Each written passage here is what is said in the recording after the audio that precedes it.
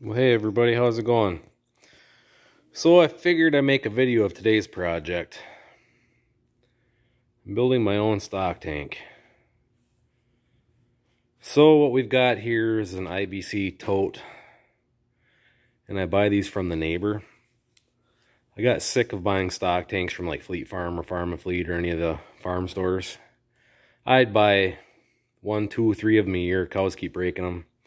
And the one that is in the cattle yard now is leaking. And some of you may remember 3-4 years ago I made a video. I built a guard all there on the top so they couldn't crush it.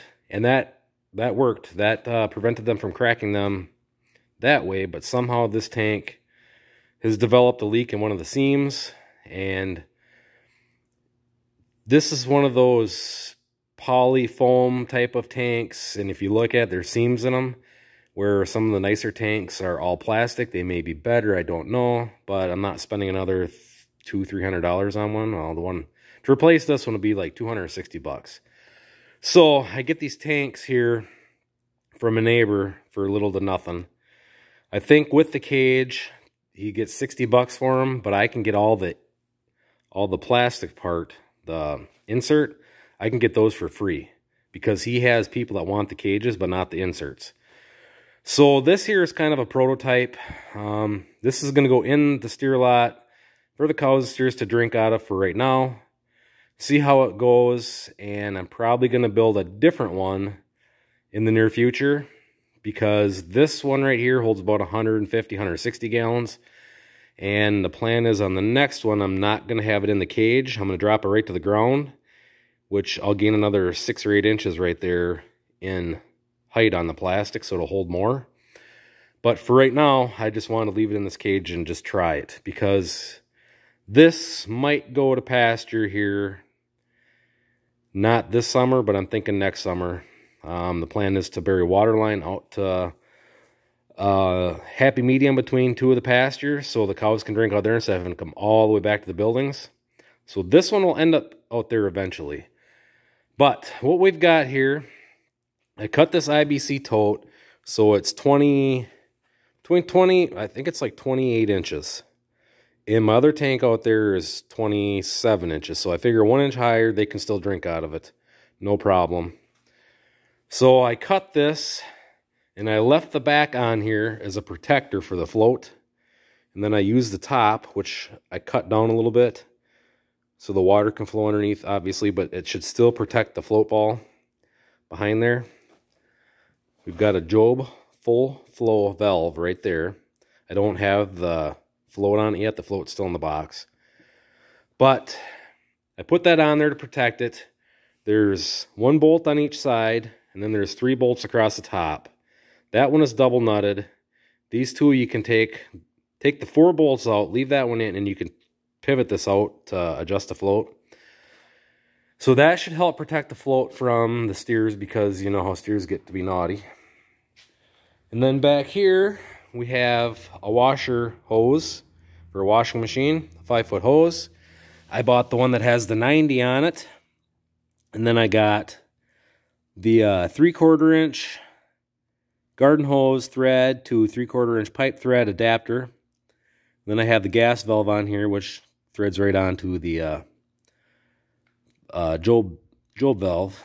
Now, if my local hardware store would have had the 3/4 inch male to 3/4 inch female, I wouldn't have bought this valve, because I have another valve in my PEX line that's going to run to this.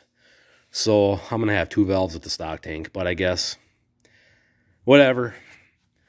And then I have it so that drain is on the back side, so it'll be protected. And then I bought the adapter that goes onto there, because this is the threaded style, it's not the chemical style. So I bought that, and then it takes a 2-inch hose, so I can hook a hose on there and run it out into the yard for when I'm cleaning the tank, so this isn't running in the steer shed. Because how this is going to sit for right now is this back is going to butt up to the wall. So it'll be butted up to 2x6s for the shed wall. And then, so you've got your 2x6, then you've got the 6 inches for the post with another 2x6. So that will be protecting all this stuff back here. There's a gap where I can get my hand in there and run all this stuff. but it's a narrow enough gap that like the steers can't get in there and mess with stuff. So that's going to be backed up to the wall for right now. And when it goes out to pasture, I'm going to end up designing something similar so that there's posts and stuff on the backside to protect this.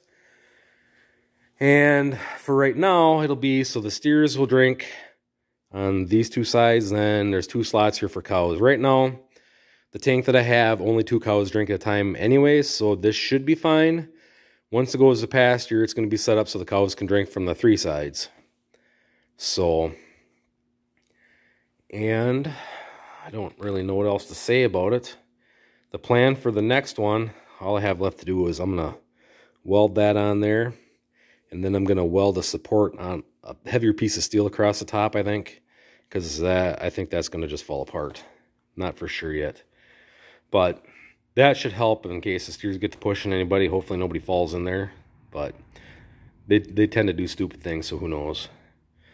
But on the next one, it's not going to be in the cage. Because, yeah, this one, with how I have it cut, should hold.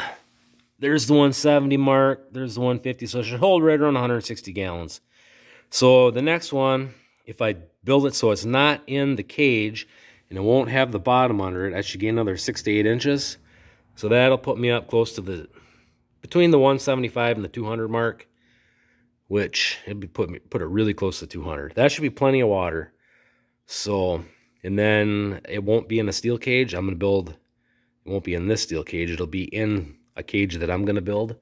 So, and then in the new spot, once we get it there, or get to that point, it'll be set up so there's 1 or 2 slots for the steers, and then the cows will have these 2 sides. But that is kind of waiting on building materials to kind of come down a little bit, and concrete, and waiting for some equipment to sell right now to get the funds to pour the concrete. So, but,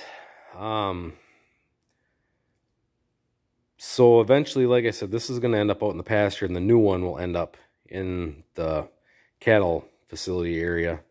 So yeah, so as of right now, I had to buy this tote because obviously it's in the cage. And I wanted this one in the cage because this is going to be temporary where I'm putting it now. And then when it goes out to pasture, I'm probably going to end up building a heavier, like I'll take and weld 2x2 square tubing around the top, and then I'll weld one across the top here, and maybe bring one across this way to protect it, just so nobody can fall in it type of deal. But then, like I say, I can get the inserts for free, so the next one will only cost the hardware parts of it, and then whatever I build for the frame. But that Jobe valve was $60. I paid $60 for the IBC tote. And I just went to the hardware store and bought the hardware, the bolts, this washer hose, which that was $20 itself. And then the 3/4 threads, then this gas valve. And I spent about another $60. You could probably buy this stuff cheaper offline or at a bigger store, not just your local hardware store. So I've got about $120 into it right now, plus my time, which my time, I'm not really doing anything anyways. I should be cleaning my shop, but I'm not. So about $120 into this.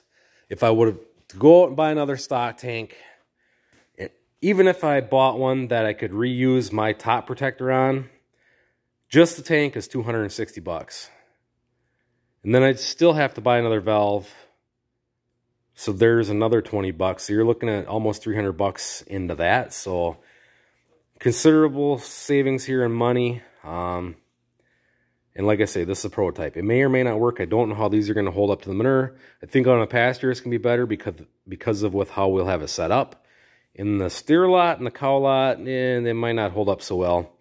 But like I say, this is kind of a temporary thing. So hopefully they won't rot too bad. I guess if they do, I have a plastic bottom that I could replace that steel bottom with. So, but anyways, that is my prototype of my own stock tank, cattle water.